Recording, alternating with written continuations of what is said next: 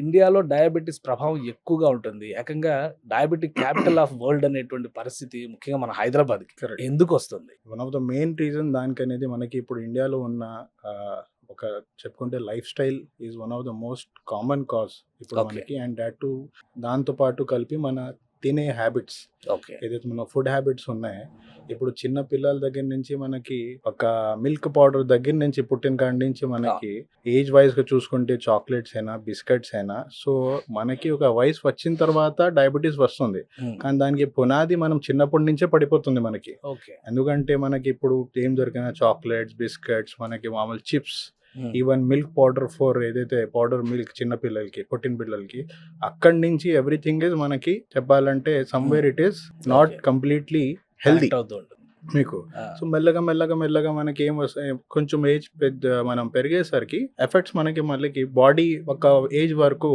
It is restricting. దాని తర్వాత it is showing as the symptoms in Okay. Different forms. One of the form is మనకి diabetes.